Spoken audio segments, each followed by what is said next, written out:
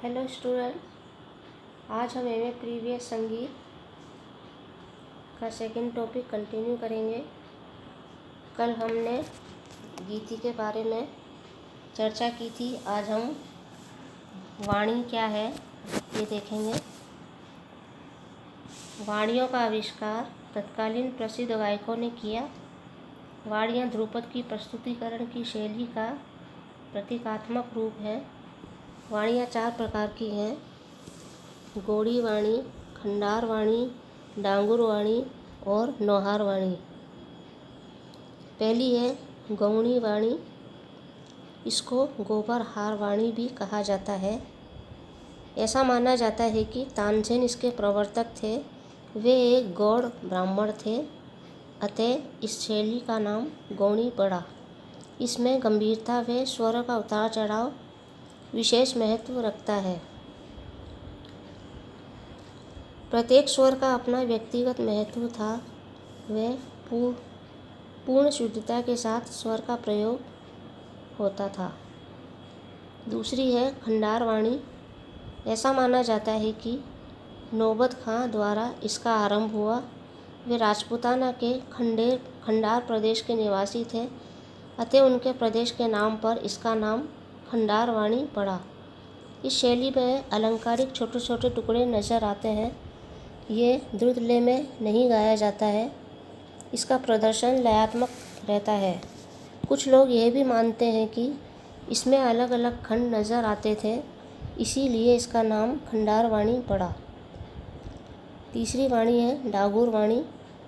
डांग प्रदेश के श्री ब्रजचंद्र की वाणी डागुर वाणी कहलाती है। इसमें नियमों का पूर्ण बंधन था।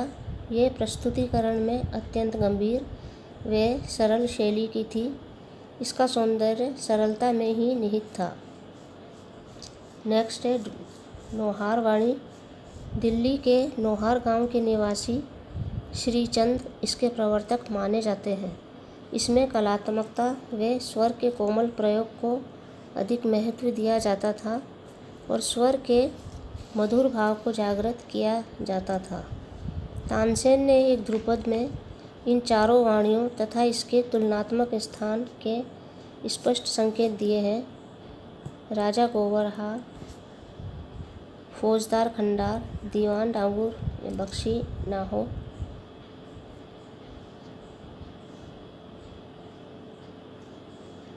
वाणियों के संबंध में कुछ तथ्य इस प्रकार हैं।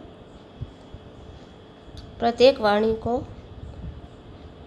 व्यक्ति विशेष से जोड़ता है। यह सिद्ध करता है कि उस समय की प्रचलित संगीत परंपरा में व्यक्तिगत तत्व की प्रधानता रही थी, अतः इन्हें व्यक्ति विशेष से जोड़ा गया।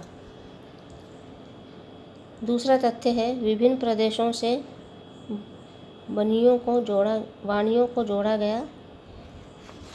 इससे इस परंपरा का बोध होता है कि प्रादेशिक शैलियाँ समय समय पर शास्त्रीय रूप ले लेती हैं। तीसरा तथ्य है वाणियों का प्रमुख स्रोत गीति है। ऐसा पंडित ओंकारनाथ ठाकुर व प्रज्ञानंद जी ने स्वीकार किया है। गीतियों की संगीतात्मक परंपरा ने वाणियों में स्थान पाए जाते हैं। गीतियों की संगीतात्मक परंपरा में वाणियों में स्थान पाए जाते हैं।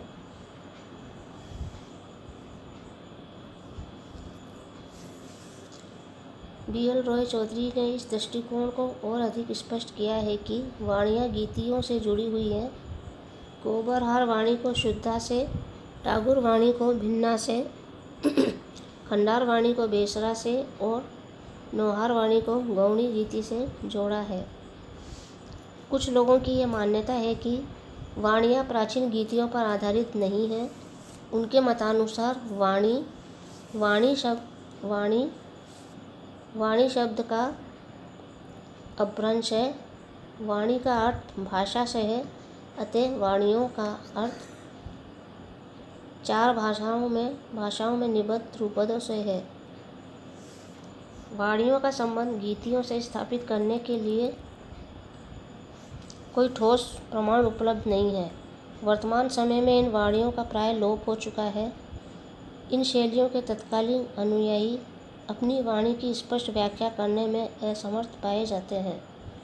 इनके गायन में भी ऐसी कोई शैलीगत विशेषता नहीं है जो अन्य वाणियों से इनका स्वतंत्र अस्तित्व स्थापित कर सके।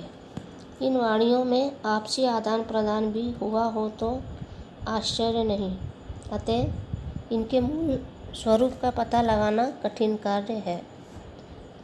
ध्रुपदियों का डागुर घराना वर्तमान में प्रसिद्ध है, यद्यपि अन्य वाणियों के अभाव में इसकी विशेषता क्या रही होगी कहना कठिन है। लेकिन भाषा भेद को वाणियों का आधार मानना तर्कसंगत प्रतीत नहीं होता, क्योंकि अधिकतम ध्रुपदों की रचना ब्रज भाषा में ही है। तानसेन ने भी भाषा भिन्नता के स्थान पर ध्रुपद गायन शैली की भिन्नता के आधार पर अपना मत प्रकट किया है। वह यही तर्क संगत प्रतीत होता है। अतः गीतियों से ही वाणियों का विकास हुआ है। वे जब ख्याल गायन शैली प्रचार में आई तब वाणियों का स्थान घरानों ने ले लिया। भारत के नाट्यशास्त्र के 31वें अध्याय में वर्ण और अलंकार आदि का वर्णन करने के बाद गीतियों का वर्णन किया है। भरत ने नाट्यशास्त्र में 31 अध्याय में वर्ण और अलंकार आदि का वर्णन करने के बाद गीतियों का वर्णन किया है। भरत के अनुसार जैसे चंद्र से हीन यात्री, जल से हीन नदी, पुष्प से हीन जैसे चंद्र से हीन रात्रि, जल से हीन नदी, पुष्प से हीन लता और अलंकार से हीन नारी सुशोभित नहीं होती, वैसे ही अलंकारों से हीन गीति भी सुशोभित नहीं होती। नाट्यशास्त्रों से पूर्व ग्रंथों में भी गीतों के अनेकों वर्णन प्राप्त होते हैं। गीति के लिए ये शाम संज्ञा है। शाम, गीत और गीति तीनों शब्द का मूलार्थ एक ही है। गान, गीति अथवा गायक योग्य रचना।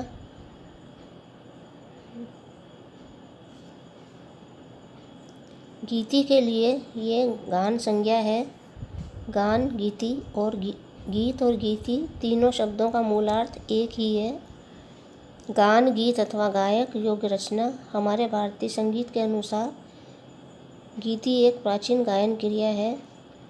इसका उद्भव सामगान से माना जाता है। गीतियाँ मुख्य रूप से दो प्रकार की होती हैं, स्वरागीति और पदाश्रित। इनको स्वर गीति व पदगीति भी कहते हैं, जो गान प्रयोग में स्वर की विशिष्ट शैली को बताती है, वह स्वर गीति है। और जिस गीति का गान विशिष्ट एवं आधार पद अथवा वेदों की आवृत्ति निवृत्ति है, वह पदश्रित गीति है। भरत के अनुसार गीतियाँ नाट्य के अतिरिक्त गांधर्व में भी गाई जाती रही है। परंपरा के अनुसार पदाश्रित गीतियों के 4 भेद होते हैं: माधवी, अर्धमाधवी, संभाविता एवं प्रकुला। शारंगदेव ने कृपाल और केवल गाने के तुरंत बाद गीति की परिभाषा एवं उसके लक्षणों का वेदन किया है। पद और लय, रूप, वर्ण आदि से अलंकृत गान क्रिया को गीति कहते हैं। पद और लय, रूप, वर्ण आदि से अलंकृत गान क्रिया को गीति कहते हैं। तो ये था विद्यार्थियों गीति और वाणियों के बारे में जानकारी। अब हम लेंगे सेकेंड यूनिट का नेक्स्ट टॉपिक, जो कि है गायन और वादन के विभिन्न घरानों के बारे में।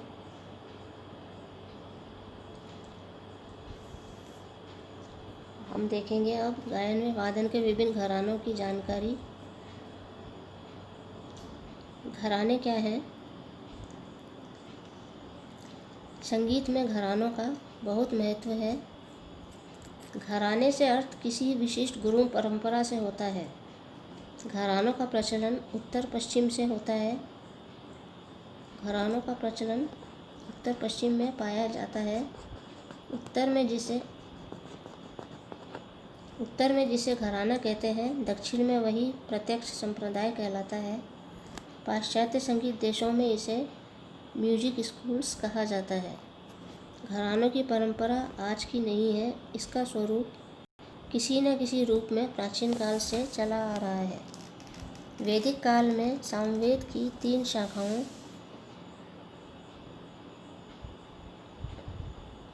नारायणी, नेमिनी, काकोमनी के गाने वाले अलग अलग होते हैं। ये वर्ग घरानों के समान ही दिखाई देते हैं। प्रबंध के 3 विभाग हैं। पहला है गुड, दूसरा अली, तीसरा विप्रकरण, जिसका गायन अलग अलग निपुणता प्राप्त संगीतज्ञ करते थे। प्रबंध के पश्चात विकसित ध्रुपद शैली की भी 4 वाणियाँ थीं, जो इस बात का प्रतीक है कि शास्त्रीय तान आलाप आदि के प्रधानता के आधार पर संगीतज्ञों के विभिन्न वर्ग बन जाते हैं। इसका आधार हमें गीतियों में मिलता है, जिसका उल्लेख देशी ग्रंथों में मिलता है, जैसे मतंग का ग्रंथ। शारंगदेव ने कहा है कि गीति स्वर लेने के ढंग को कहते हैं। मुख्य गीतियाँ 15 मानी गई हैं। ध्रुपद पश्चात ख्याल गायन शैली का प्रचलन हुआ, जिसमें स्वर लेने के विभिन्न ढंगों के आधार पर विभिन्न घराने बन गए। अतः हम कह सकते हैं कि घरानों की ये परंपरा गीतियों या वाणियों से ही विकसित हुई है। घराना क्या है? संगीत में गायकी व नायकी का समान महत्व है। गायकी का किसी कलाकार के व्यक्तिगत कला कौशल से है। गायकी से तात्पर्य किसी कलाकार के व्यक्तिगत कला कौशल से है, परंतु नायकी का संबंध उसकी गुरु परंपरा अथवा घरानों से है। कितना ही बड़ा कलाकार क्यों न हो, रसिकों के समान नहीं हो सकता। घराना या समाज संप्रदाय गुरु व शिष्य के संयोग से बनता है। संगीत के क्षेत्र में जितना योगदान शिष्य का है, उतना ही योगदान आचार्य का भी है। अच्छे शिष्य गुरु परंपरा को जीवित रख पाते हैं। वे ऐसे शिष्य को योग्य आचार्य ही तैयार कर सकते हैं। योग्य व प्रतिभाशाली शिष्य होने पर ही घरानों का जन्म होता है। घराना एक विशिष्ट गायन शैली का सूचक होता है। यह शैली जिस कलाकार की होती है, वे ही उसके संस्थापक माने जाते हैं। उन्हीं के नाम से अथवा विकास स्थान से घराने का नामकरण होता है। घराने की शैली में कोई भी विलक्षणता व अनोखापन रहना जरूरी होता है। घराना स्थिर तभी होता है जब उसका अनुकरण करने वाला शिष्य समुदाय हो। घराना तब तक जीवित रहता है जब तक कि शिष्यों के मन में घरानों के प्रति ईमानदारी की भावना हो। घराने को सुरक्षित रखने में अनुकरण की प्रवृत्ति बड़े महत्व की होती है।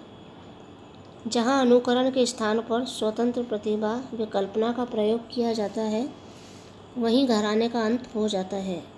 घराना और व्यक्तिगतता केवल मूल संस्थापक में हो सकती है, शिष्यों में नहीं। घराना और व्यक्तिगतता केवल मूल संस्थापक में हो सकती है, शिष्यों में नहीं।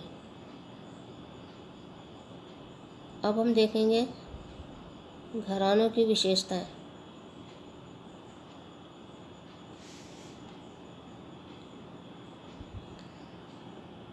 नेक्स्ट वीडियो में हम देखेंगे घरानों की क्या विशेषताएं हैं।